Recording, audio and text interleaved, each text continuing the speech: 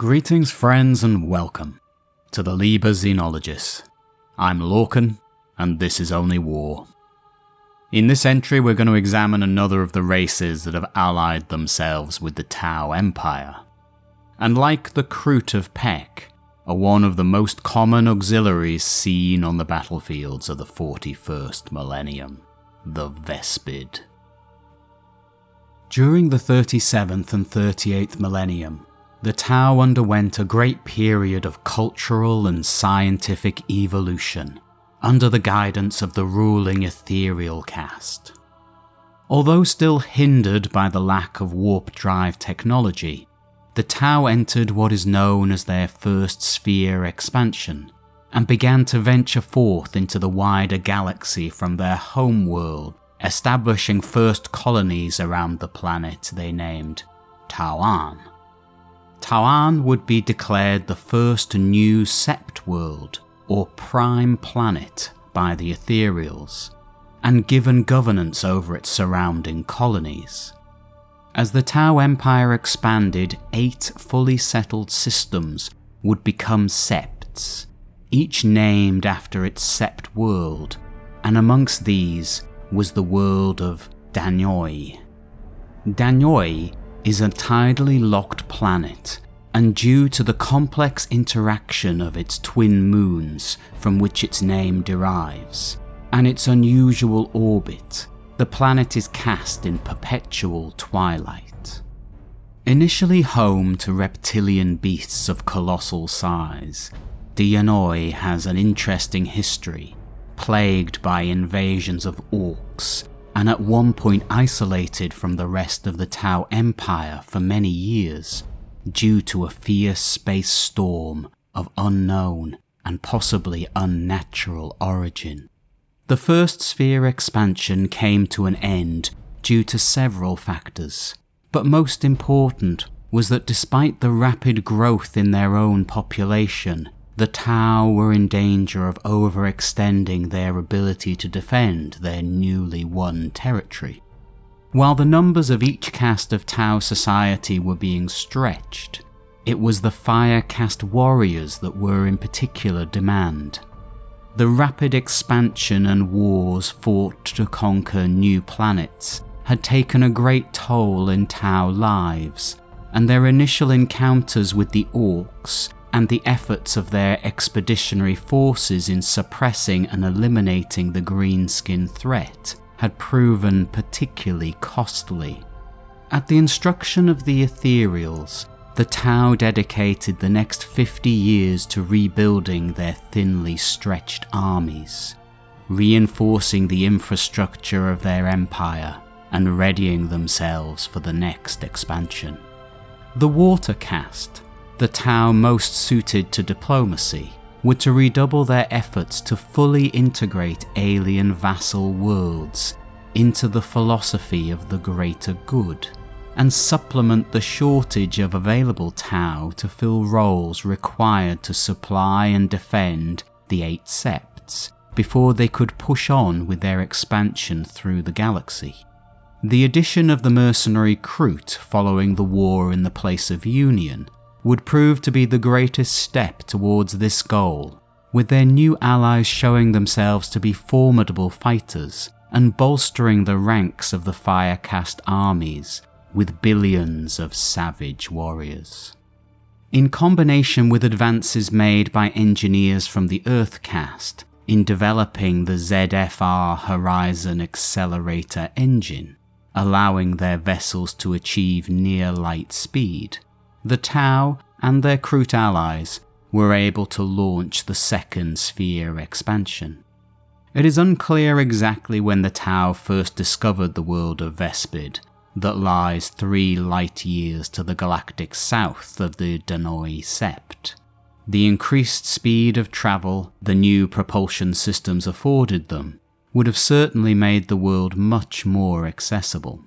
The world of Vespid is a gas giant, its dark skies a violet hue, where near perpetual storms tear violently through the stratosphere. Across the upper layers of the planet's atmosphere float thousands of islands of rock, held aloft by low-density gases trapped within their honeycombed strata. Violent winds erode these vast floating land masses, making each resemble a flat-topped stalactite, and it is on these improbable rock formations that the majority of the life on Vespid evolved. A surprising array of life forms compete to occupy the various niches within these drifting islands, while others inhabit the harsh and toxic atmosphere above and below them. The dominant life form on these floating islands are also the only sentient species known to have evolved on the planet with which they share a name, known by the Imperial Guard as Sting Wings, and to the Tau as Malkor, derived from the Tau words for insect, mal, and air, core. They are classified by the Imperium as Vesparium mors, the Xenos Vespid. The Vespid are an insectile species, although this restrictive term does not fully describe the truly unique physiology of these bipedal organisms that allowed them to become the dominant species in their highly hostile homeworld. They are encased in a segmented exoskeleton made of plates of flexible chitin, which have lethally sharp spines that provide an even further deterrent for any predator. While they sport a pair of impressive antennae, believed to contain an array of sensory receptor organs, it is their visual acuity that is truly remarkable. In addition to having the ability to perceive the parts of the electromagnetic spectrum that we call visible light, with wavelengths from 380 to 700 nanometers, much like some species of insects on ancient Terra, Vespid are able to detect shorter wavelengths into the ultraviolet range of between 100 and 400 nanometers. They are also able to perceive longer wavelengths into the infrared range, an adaptation most likely to the low visibility conditions so common on Vespid. To do this, the stingwings have 3 sets of eyes running in a lateral line, each containing visual receptors tailored to these specific wavelengths of light. It is assumed that the Vespids are able to see in all 3 ranges simultaneously, making them excellent at reconnaissance in nearly every light condition, without the need for technological augmentation. The Vespid are able to take flight via a pair of stiff chitinous wings that also emit a continuous ultrasonic tone, with which the species is able to modulate their unique crystal technology. The Magus biologists of the Adeptus Mechanicus are baffled by the functioning of these appendages, as they flatly state they would not be sufficient for the Vespid to achieve flight, according to the known laws of bioaerodynamics. The Vespid make their homes amongst the floating stalactites of their home world, using their diamond-hard claws to hollow out living quarters and to mine the unique range of crystals which are highly prized in their society. Due to the immense size of their island homes, the atmospheric pressure varies greatly between the flattened tops and the lowest levels, and only the larger female Vespids had the constitutional fortitude to reach and harvest the most valued crystals found in the lowest depths. There are conflicting reports as to whether the Vespid had formed a single planetary government, or if each floating island operated as an individual self-governed state by the time the Tau first discovered their planet. But it is known that their crystal-based technology and weaponry had developed to the extent that while spaced flight was still beyond their means, wider conflicts between the Vespid was largely avoided. With the Tau Watercast tasked with bringing more Xenos vassal species into their collective around the period of the Second Sphere expansion, the Vespid were soon contacted by the highly skilled ambassadors, as the Tau Empire saw great potential in the species to bring value to the greater good with both their physical attributes and highly coveted crystal-based technology. But despite the obvious intelligence of the Vespid, the Tau Watercast were met with a unique dilemma. The Vespid were so far removed from other sentient life that they had encountered that initially communication was nearly impossible. This was not just a simple matter of vocalization, although the Vespid language is believed to be incredibly complex, but their entire mindset was so far removed from their Tau visitors that it is said the Tau were unsure if the Vespid even recognized them as fellow sentients. Once again, it was the Ethereals that came up with a solution, and they instructed their Earthcast engineers to construct prototypes of an interface device that would allow communication between the two species. Once this device was deployed, the intelligent Vespid not only registered the Tau as non-hostile sentients, but also appeared receptive to the philosophy of the greater good, and how their race could have a place within it. These prototypes became more sophisticated, including the Communion Helms that were presented to the Vespid strain leaders. Once their leaders accepted these helms, the integration of the Vespid into the Tau Empire rapidly accelerated, swiftly bending the knee and accepting the preeminence of the Ethereals, with their will disseminated down to those under the command of the strain leaders.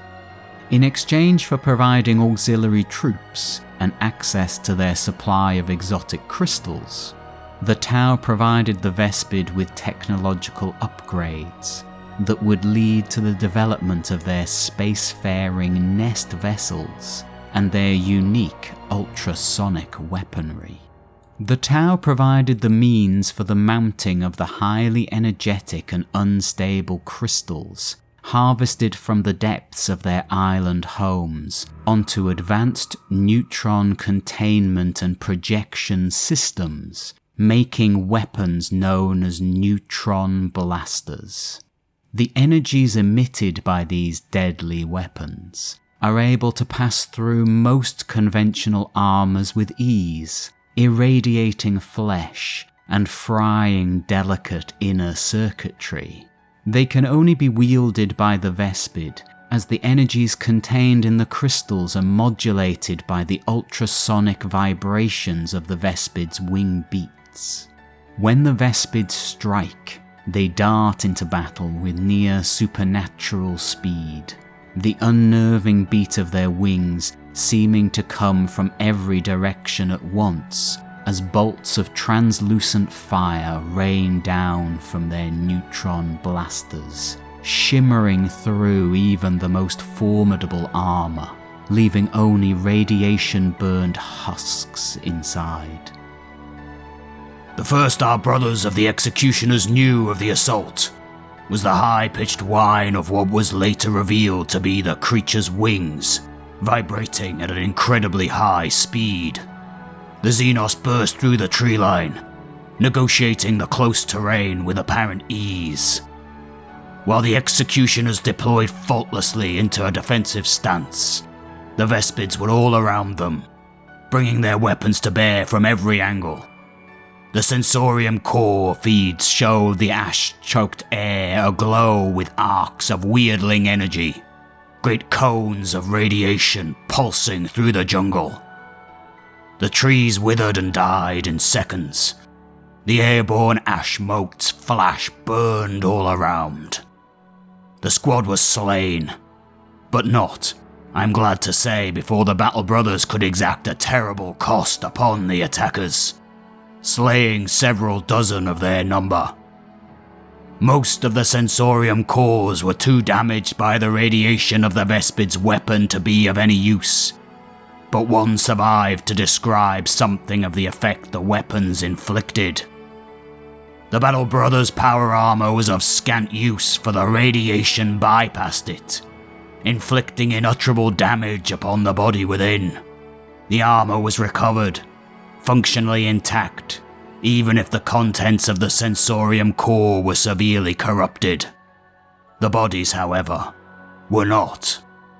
Perhaps worst of all, the radiation caused such damage that the Battle Brothers' gene seed could not be harvested, for risk of passing on corrupted material.